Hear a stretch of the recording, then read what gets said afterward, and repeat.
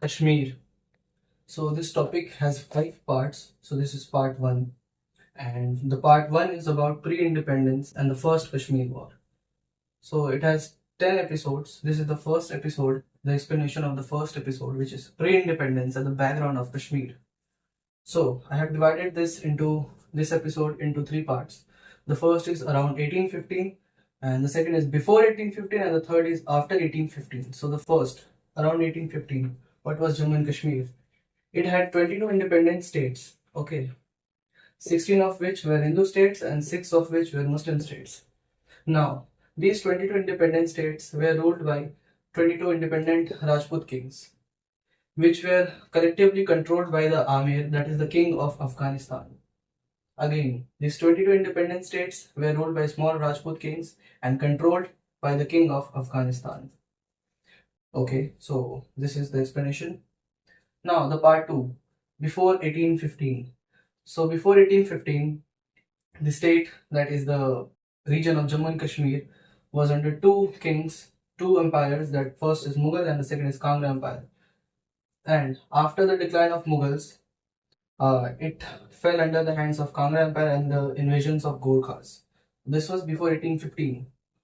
After 1815, Jammu and Kashmir fell under Sikh Empire, okay, under Raja Ranjit Singh until 1846. That is when the first Anglo-Sikh War happened. In 1845 and 46, the Britishers won the war, which led to the Treaty of Lahore, which says that the Sikh has to pay 12 lakh rupees to the British, that is to the East India Company. But the Sikh failed to pay the amount, and after that, the Britishers allowed the Dogra ruler Gulab Singh to acquire Kashmir from the Sikh Empire by paying 7.5 lakh rupees to the East India Company. This Gulab Singh's descendant was Hari Singh, which he was the last ruler of Jammu and Kashmir until India's independence. And after that, we will get to know about the Standstill Agreement and the post-independence leadership of Jammu and Kashmir. Episode 2, Standstill Agreement and the post-partition leadership. So first, Standstill Agreement. The state rulers were advised to choose either India or Pakistan. But Maharaja Hari Singh, with his Prime Minister Ramchandra, decided not to accede to either India or Pakistan. Further, on 11th August 1947, the Maharaja Hari Singh dismissed the Prime Minister Ramchandra, who has advised to stay independent and not accede either to India or Pakistan. And this action was observed by the experts that the state is tilting towards India. Further, the new Prime Minister Major Janak Singh on 12th August, sent telegram to India and Pakistan. It's the state's intention to sign standstill agreement with both of the dominion. Okay. Further, on 14th August, government of Pakistan has accepted and gave the status quo and stated that the status quo will be maintained. And further, the government of India asked the state to send ministerial representative and welcomed the standstill agreement's decision of the state. But the state had not sent any ministerial representative to Delhi. So this was the situation of the standstill agreement after and at the time of the independence of India. So post-partition leadership. In the years of 1945, 46, 47, there was a rise in Muslim nationalism, which was led by Muslim League, of course, which was led by Muhammad Ali Jinnah further. And it took a violent phase, the Muslim nationalism take a violent phase on the Direct Action Day, which was in 3rd or 2nd August in 1946. And it was hugely impacted in the region of Punjab and Bengal. And Jammu and Kashmir was directly affected by the riots in Punjab, as it was connected to Punjab. At the early stage of partition, Lord Mountbatten has decided to be the Governor General of both of the Dominion, India and Pakistan. But Muhammad Ali Jinnah assumed the position of Governor General himself instead of Lord Mountbatten, and The Governor General of India was Lord Mountbatten. Further, the first Prime Minister of India was Pandit Jawaharlal Nehru, and the first Prime Minister of Pakistan was Liaquat Ali Khan. And then, nationalization of the armed forces was not complete by 15th August, which means the division of the armed forces was not complete by the time of partition. And Field Marshal Uchin Lake was the commander-in-chief of both India and Pakistan. Further, he didn't have any operational control over the armies of the both dominions, but he had administrative control. And India has appointed General Log, and Pakistan had appointed General Frank. Also, the presence of British commanding officers led to this 1946 war in a very weird and unusual way. And also, they had decided mutually defensive position while in the war. Like, I'll hold this position, you hold this position. They had an attitude of hit them hard, but not so hard. Otherwise, there will be repercussions. Since you can hit me hard, or I can hit you hard, but not too hard, which will lead the British officers into risk again. Now, General Log was succeeded by General Roy Butcher, and General Frank was succeeded by General Douglas Gracie. And after when these two generals were appointed, General Roy Butcher, which he was the commanding officer, commander-in-chief of India, he has maintained to restrain the British officers to be used as operational roles, in operation roles. Again, here, in the case of Pakistan, General Douglas Gracie has allowed British officers in operational roles for Pakistan. This was the situation of post-partition leadership. Episode 3, Developments from August to October 1947. So this is the map in 1947. These are the provinces of the princely state. This is Gilgit-Baltistan, that is Muzaffarabad. This is Kashmir Valley, this is Poonch, this is Mirpur, this is Jammu, this is Ladakh. So the ethnic distribution was like this. Gilgit-Baltistan, Muzaffarabad, Poonch, Mirpur, Kashmir were a Muslim majority province. Now Jammu was equally Muslim and equally Hindu, 50%, 50%. Ladakh was filled with Buddhist. Like a vast majority, more than 98% around that was Buddhist. Now, developments. The Gilgit Agency was in the British, as it shares its boundary with Afghanistan and also Soviet Union. Further, shortly before the independence of both of the dominions, India and Pakistan, this Gilgit Agency was transferred to the princely state. Okay, then Kashmir and Jammu. The predominant political movement in Kashmir was from National Conference, led by Sheikh Abdullah, and by the way, he is the grandfather of Omar Abdullah, the current Chief Minister of J&K. So Sheikh Abdullah had secular ideology. His ideology aligned with National Congress, so he was in support of joining India. Whereas in Jammu, Muslim Conference was predominantly leading the Muslims in Jammu, and they were a right-wing political party, and they were in support of Muslim League and joining Pakistan. Whereas Hindus of Jammu were in support of to merge with India. Episode 4, Operation Gulmarg. So, shortly after the independence of Pakistan, the Pakistani government was planning to forcibly annex Jammu and Kashmir, which led to the development of a military operation named Operation Gulmarg.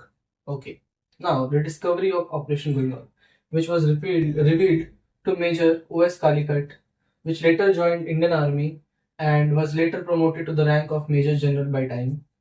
So, at the time of the discovery of the Operation Gulmarg, he was serving as a brigade major in HQ Banu Brigade under the Brigadier C.P. Murray. On 20 August, he discovered a telegram which was sent by General Frank to Brigadier Murray. General Frank was Pakistan's commander-in-chief. The heading of the telegram was as personal or top secret, and which included the whole Operation Gulmarg. Now, after the discovery, Brigadier Murray ordered Major Calicut to remain silent, also given him threat that he won't be safe or other survival threats. His family will be killed in Pakistan, etc., etc. Anyhow, he was in house arrest.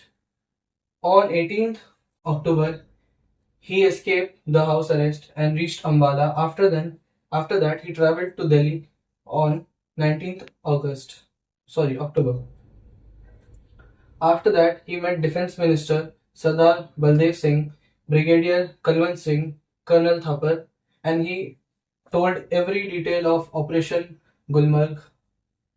Even though he described all the details of the Operation Gulmarg, still Indian authorities and defense minister or defense officer delayed the action they should have taken. Anyways, moving further, what was the plan? The plan included 20 Lashkars, including each Lashkars, including 1,000 Pashtun tribesmen, and the plan was that they will gather in Abbottabad by 18th October and cross Jammu and Kashmir by 22nd October. So the plan was the 20 Lashkars will be divided into two parts. One 10 Lashkars and second 10 Lashkars. Of course, the first group of 10 Lashkars will enter the Muzaffarabad, and from there they will enter into Kashmir and they will take control of Kashmir. And the later 10 Lashkars were ordered to join the rebellion in Mirpur and Poonch, and after that to take control of Jammu. So this was the plan of Operation Gulmarg, which was led by Major General Akbar Khan, codenamed Tariq, and supported by Brigadier Sher Khan. Also, Major General Akbar Khan later tried to do military coup in 1951, but he failed again. Each Lashkar had one major, one captain, and 10 JCOs from the regular Pakistan. Major was the actual commander.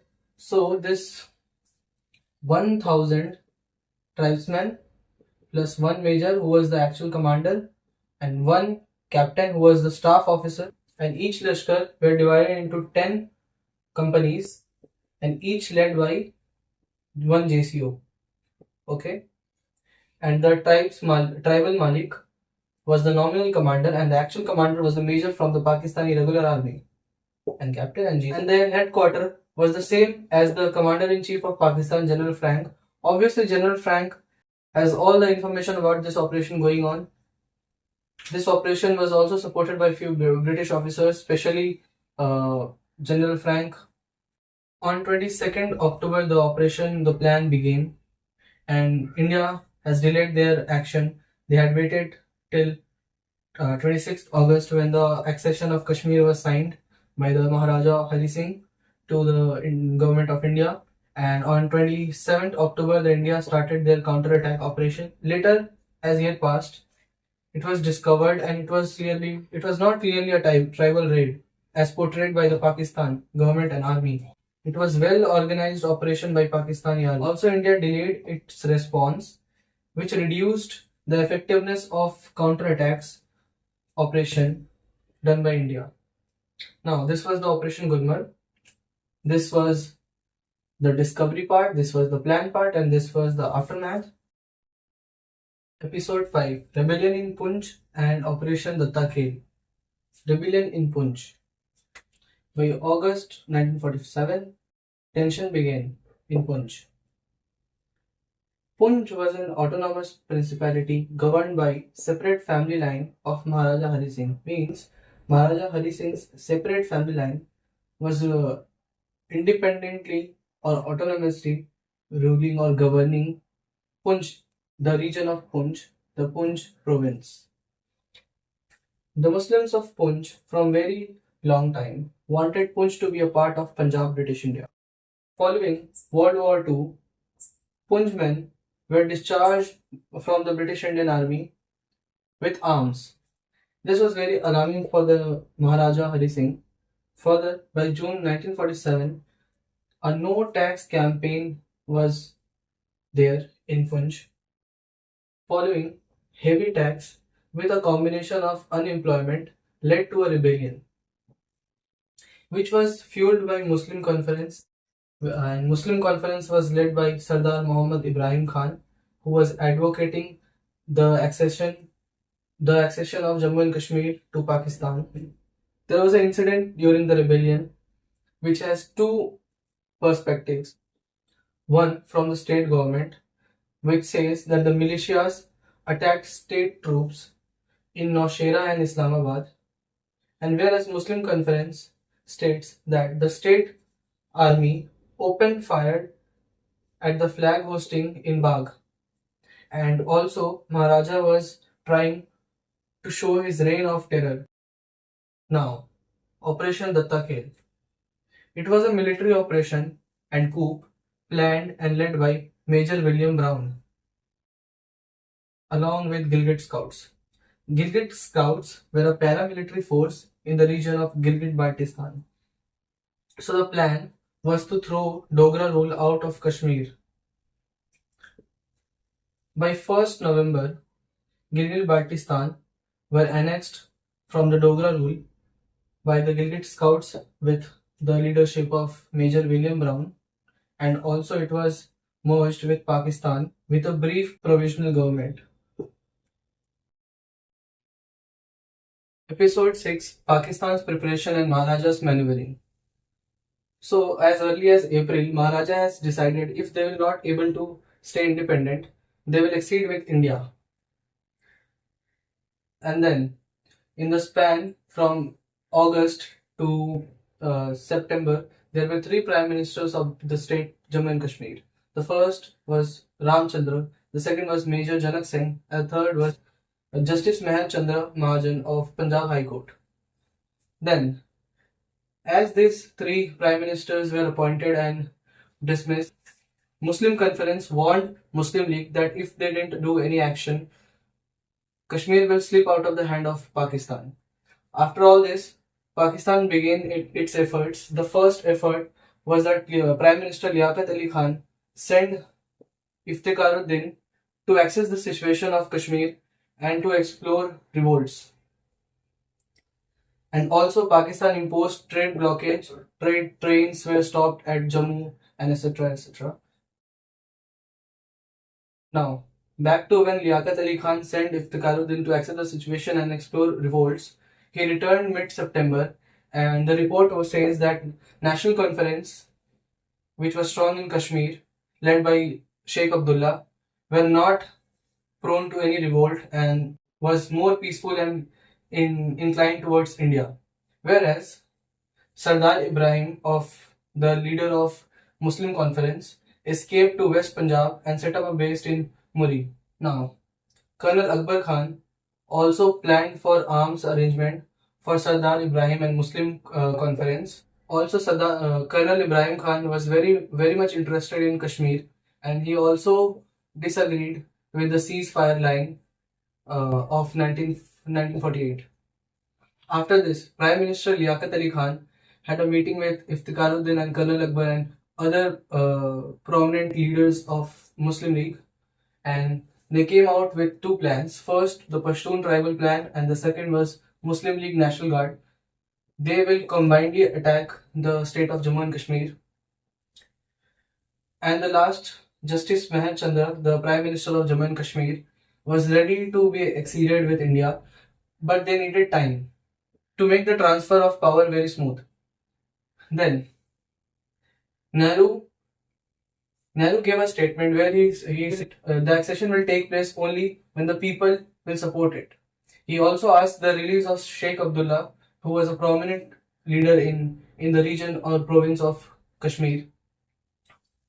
Following, on 27th September, Sheikh Abdullah was released. As Nehru wanted people's support, he started a referendum of people's will to join either Pakistan or India. And this was communicated to Liaquat Ali Khan on the 1st October in Joint Defence Committee. This was episode 6, Pakistan's Preparation and Maharaja's Maneuvering.